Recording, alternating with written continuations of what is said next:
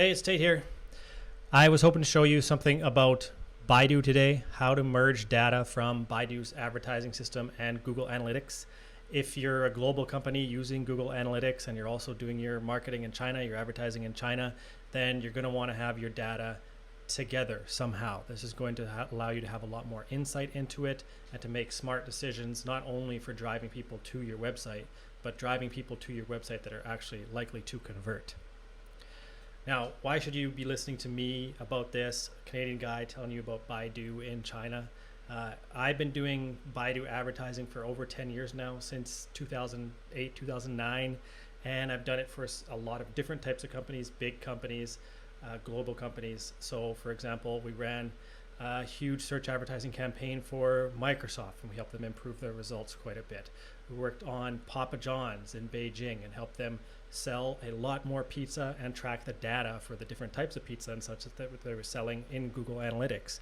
We worked for Grammarly when Grammarly was just a little startup, and we helped them prove profitability in China. We've worked for all sorts of different companies, and over time we've gotten good at doing this stuff. We've gotten really good at doing this stuff, actually. I used to do some of the advertising and the management myself. Nowadays, I'm more in like a strategic kind of role. So I like to look at the big picture data. Now, let's take a look here at my screen. And what I'll show you is a sample report that we created. And this is very simple. There's no styling on it or anything. And let's take a look at what we can find. Now, first of all, in the top here, this is showing us the overall funnel, basically.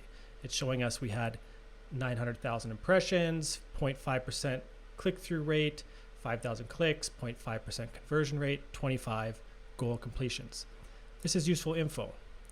When's it for? It's for July 19th to August 15th. If you have a report from us like this, or you create a report like this, you're going to want to put a filter up top so that you can choose different dates. If I choose, for example, July 1st, and I apply it, the data is going to change a bit. It'll show data for a longer period of time here. I can use other filters up top too, such as a keyword translation, which is kind of wonky sometimes because it uses Google Translate.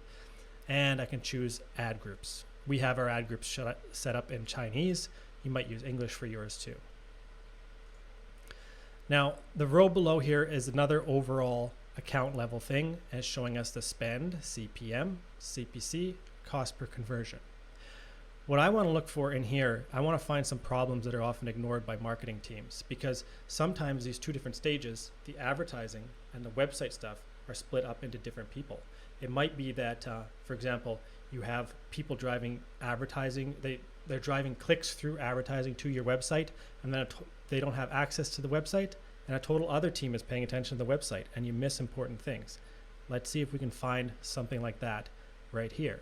So in this column here, or in this table first, this is showing me a lot of keyword information, showing me the Chinese keyword, the keyword translation, which is Google Translate, spend for that keyword, impressions, clicks, and all this data is from Baidu.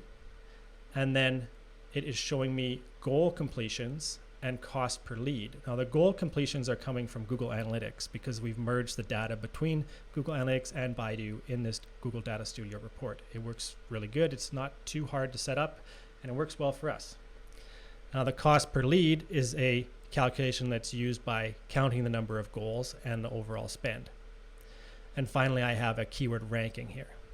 It's easy for us to change these columns around and put different things here. This kind of report is not set in stone. Now, I have edit access for this report, so if I click edit, it'll give me a lot more options here for different types of data that I can pull out and put together. We can use tables, charts, pivot tables, all sorts of different things. Now, let's take a look at some of these goal completions here and the cost per lead and see if anything is a bit strange. And I do see something that's strange. Now, here is a keyword with a very high spend, but it only has one goal completion. So the cost per lead is quite high. Now, I needed to blur these out for you to watch because this is actual data from a real company. But what I think is happening here is this. Some of these keywords have a very high cost per lead because this is a big business with different business units. And some of the keywords are more directing people towards the main business, not this specific unit. This is something that's definitely worth testing. But from what I can see here, it didn't actually turn out. So we should probably stop advertising those keywords. To test it a bit more, I can take out just one part of the keyword there. And I can filter the report so that it shows me, not equals, contains, so that it shows me data for all the keywords that include that word, that Chinese word. And what I can see again is that the cost per conversion is very high. Now I would say that we're probably wasting maybe 3,000 Chinese yuan on this keyword once every month and a half or so.